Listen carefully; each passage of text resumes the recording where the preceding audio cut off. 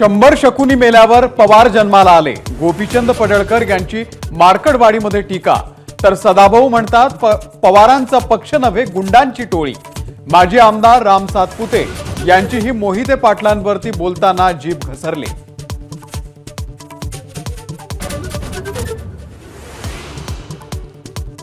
मुंबईमध्ये कुर्ल्यामधल्या बस दुर्घटनेमधल्या मृतांची संख्या 5 वर।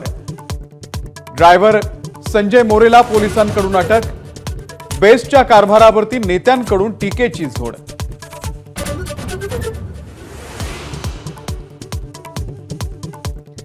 जालन्यामध्ये 11वी मधल्या तरुणीची गळफास घेऊन आत्महत्या।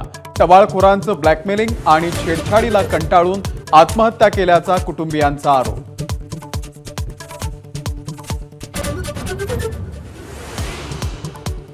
कल्याणच्या दुर्गाडी किल्ल्यावरचा मुस्लिम पक्षाचा दावा कोर्टानं फेटाळला।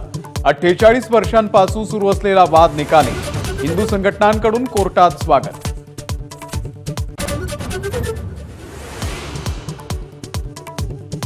बीड जिल्ह्यामध्ये सरपंचाच्या हत्ये प्रकरणामध्ये 6 पैकी 2 अटक। आणखी 4 आरोपींच्या शोधासाठी पोलिसांची 6 पथकं स्थापन।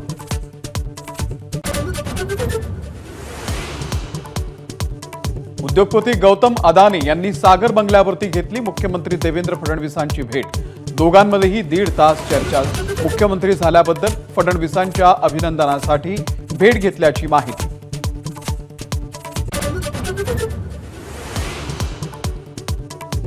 बांगलादेशमधल्या हिंदू अत्याचारांच्या विरोधामध्ये आज राज्यात हिंदुत्ववादी संघटनांचा मोर्चा।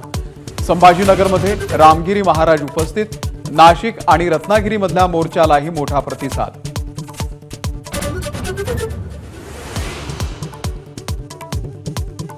बेळगाव केंद्रशासित करण्याची ठाकरेंच्या शिवसेनेची मागणी।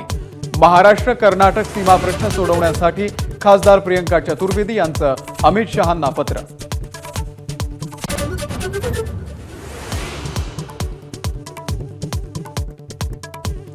भाजपचे आमदार योगेश टिळेकर यांचे मामा सतीश वाघ यांचं अपहरण करून हत्या। मारेकरी अजूनही अज्ञातच। शोधासाठी पोलिसांची 8 पथकं स्थापन।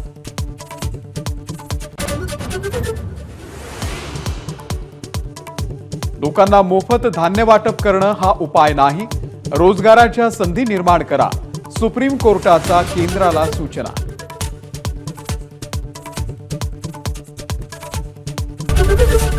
एबीपी माझा, उघडा डोळे बघा नीट।